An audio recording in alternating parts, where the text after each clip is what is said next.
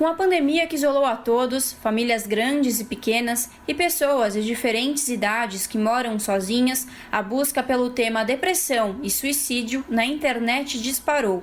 Segundo pesquisas da plataforma digital Comunica que Muda, que coleta dados durante a pandemia, monitorando as redes sociais brasileiras, em maio deste ano foram feitas mais de 103 mil menções ao tema.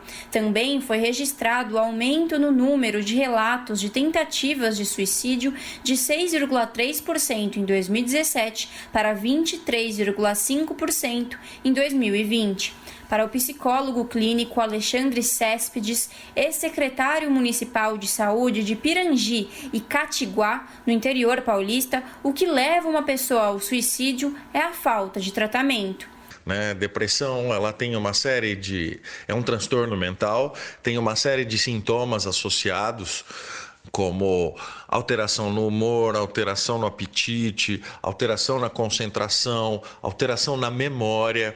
No entanto, uma das características principais é, sim, a tristeza recorrente, não necessariamente ligada a um motivo concreto. Então, a pessoa se sente triste sem uma razão e, principalmente, a falta de vontade. Ela tem uma apatia muito grande, ela tem uma falta de energia, o que normalmente é visto por parentes e amigos como uma pessoa preguiçosa, uma pessoa que não tem vontade de fazer as coisas, de forma a rotulá-la. O que acaba por levar a pessoa a um quadro, inclusive, de suicídio, é normalmente a falta de tratamento. Então, um transtorno mental leve ou moderado que não é tratado, provavelmente se torna um caso grave. E um caso grave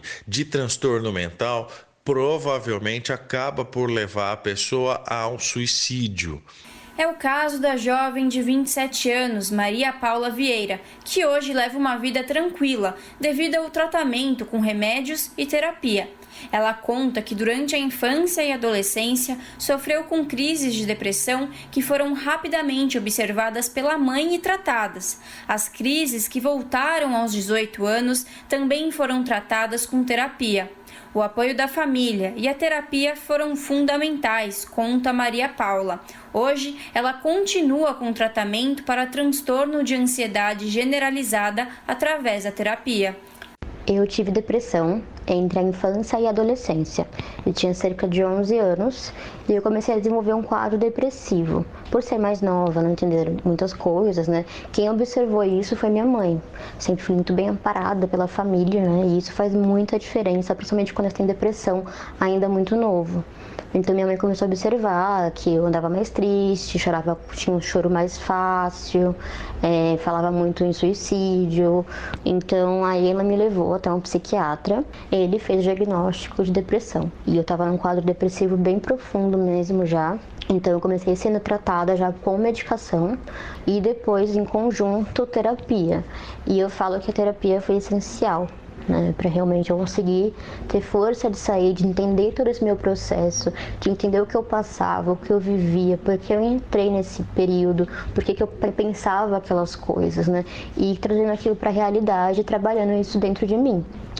Passou alguns anos, eu tive uma outra recaída e depois voltei novamente para a terapia, para acompanhar novamente, entender os outros processos que eu estava vivendo, porque que eu estava retomando, esse processo depressivo de novo.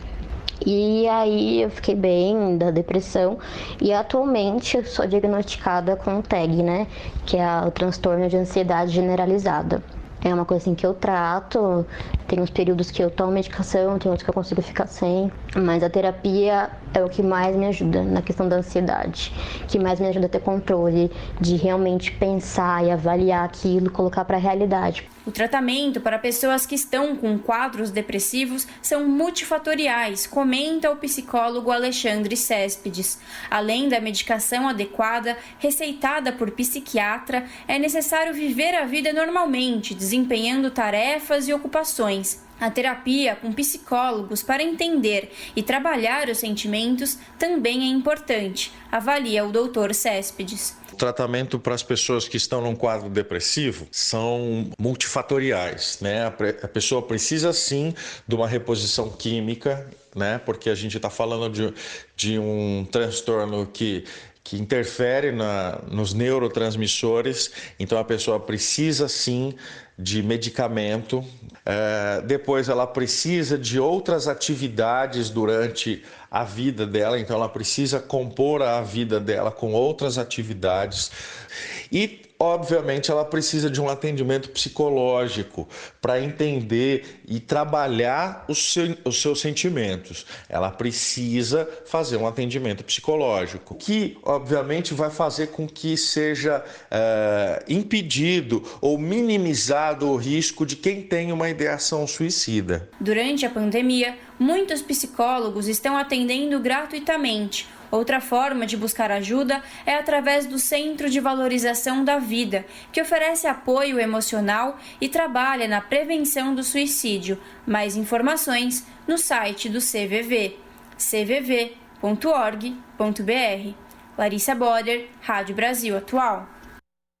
Você está ouvindo Jornal Brasil Atual.